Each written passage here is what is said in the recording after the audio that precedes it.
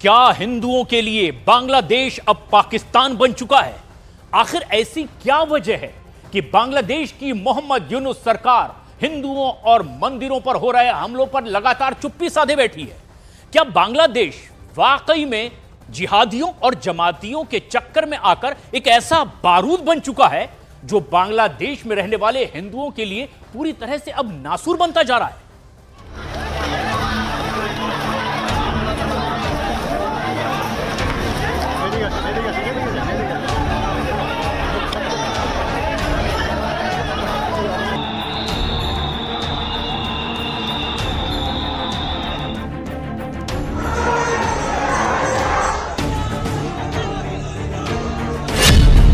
हिंदुओं पर हिंसा, बारूद बना बांग्लादेश।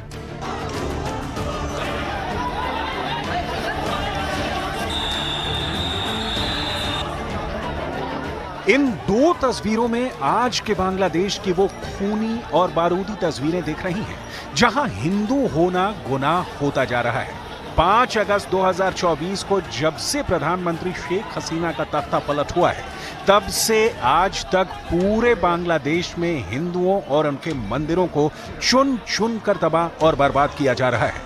बांग्लादेश में हिंदुओं पर हमले और अत्याचार की इतनी खबरें आ रही हैं कि भारतीय विदेश मंत्रालय तक को दखल देना पड़ा है।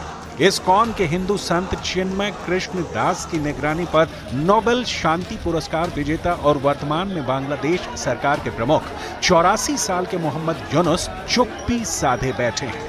मोहम्मद यूनुस जिहादियों और कट्टरपंथियों के हाथों कठपुतली बन चुके हैं। हिंदू मंदिरों की संस्था इस्कॉन को बांग्लादेश में बैन करने की मांगे हो रही हैं। हम आपको दिखाने जा रहे हैं कि जिस बांग्लादेश को भारत ने पाकिस्तान के नरसंहार करने वाली फौज से बचाया है, वो बांग्लादेश आज हिंदुओं के खून का प्यासा हो चुका है।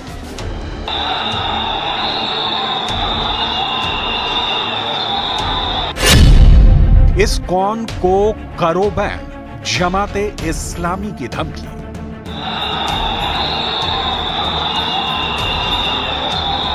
आज का बांग्लादेश पूरी तरह से एक ऐसा कट्टरपंथी देश बन चुका है जिसे देखकर कोई कह नहीं सकता है कि यहां पर हिंदू और उनके मंदिर सुरक्षित हैं। पहले आप ये जान लीजिए कि अचानक बांग्लादेश के कट्टरपंथियों ने हिंदुओं, उनके मंदिरों पर, इस्कॉन के पुजारी, संत और भक्तों पर हमले क्यों शुरू कर दिए हैं। हिंदू समेत दूसरे अल्पसंख्यकों के खिलाफ हाल ही में हुए विरोध प्रदर्शन तब शुरू हुए जब हिंदुओं ने इस्लामिक कट्टरपंथियों की ओर से किए गए संगठित हमलों के जवाब में बड़ी संख्या में शांतिपूर्ण तरीके से विरोध प्रदर्शन शुरू किए। ये विरोध प्रदर्शन धार्मिक और सामाजिक संगठन इस्कॉन की तरफ से आयोजित किए गए थे, जिसके अनुयायी दुनिया भर में फैले हुए हैं। इस विरोध प्रदर्शन को देखते हुए 25 नवंबर को ढाका हवाई अड्डे पर प्रमुख हिंदू नेता और इस्कॉन भिक्षु चिन्मय कृष्ण दास को हिरासत में ले लिया गया और उन्हें जेल भेज दिया गया। इसके बाद 26 नवंबर को चटगांव के 3 हिंदू मंदिरों को निशाना बनाया गया, जिसके बाद बांग्लादेश में जारी झड़प ने हिंसक रूप ले लिया। जिन 3 मंदिरों को निशाना बनाया गया उनमें चटगांव के फिरंगी बाजार में लोकनाथ मंदिर, मनसा माता मंदिर और हजारी लेन में काली माता मंदिर शामिल है। 5 अगस्त 2024 को तत्कालीन प्रधानमंत्री शेख हसीना के तख्ता पलट के बाद से हिंदुओं और अल्पसंख्यकों के खिलाफ हिंसा खतरनाक तरीके से हो रही है। बांग्लादेश में जो भी हो रहा है वो अच्छा नहीं हो रहा है, न इस्कॉन के लिए न हिंदू समाज के लिए। तो हमारा तो यही आग्रह है बांग्लादेश सरकार से कि जितनी जल्दी हो सके इस समस्या का समाधान करें। बांग्लादेश से जो खबरें सामने आ रही हैं उसके मुताबिक बांग्लादेश के कट्टर जिहादी और जमाते इस्लामी जैसे संगठन इस्कॉन को बांग्लादेश में प्रतिबंधित करना चाहते हैं। लेकिन इस मुद्दे पर भारत सरकार ने बांग्लादेश सरकार को सख्त मैसेज दिया है कि बांग्लादेश में हिंदुओं और उनके मंदिरों पर हो रहे अत्याचार को बिल्कुल भी बर्दाश्त नहीं किया जा सकता। प्रधानमंत्री नरेंद्र मोदी और विदेश मंत्री एस जयशंकर के बीच में आज संसद भवन में इस मुद्दे पर अहम बैठक हुई। इस बैठक में बांग्लादेश में हिंदुओं पर हो रहे अत्याचारों के ऊपर चर्चा हुई और उस पर रणनीति भी बनाई गई।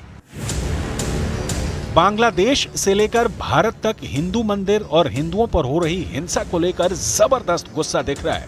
कोलकाता में भी इस्कॉन मंदिर के संत चिन्मय कृष्ण दास की गिरफ्तारी के विरोध में जमकर प्रदर्शन हुए। इस प्रदर्शन पर कोलकाता पुलिस ने जमकर लाठीचार्ज किया।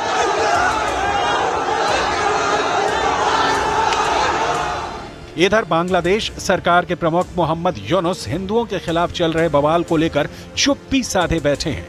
इधर भारत में मौजूद बांग्लादेश की पूर्व प्रधानमंत्री शेख हसीना ने हिंदू हिंसा पर चुप्पी तोड़ी है। हिंदू संत चिन्मय कृष्ण दास की गिरफ्तारी को गलत बताया है। शेख हसीना ने देश की जनता से आतंकवाद और उग्रवाद के खिलाफ खड़े होने की अपील करते हुए चिन्मय कृष्ण दास की गिरफ्तारी का विरोध किया है। पूर्व प्रधानमंत्री ने कहा है कि चिन्मय दास को जल्द से जल्द रिहा करना चाहिए। बांग्लादेश की पूर्व प्रधानमंत्री शेख हसीना ने कहा कि सनातन धार्मिक समुदाय के एक शीर्ष नेता को अन्यायपूर्ण तरीके से गिरफ्तार किया गया है।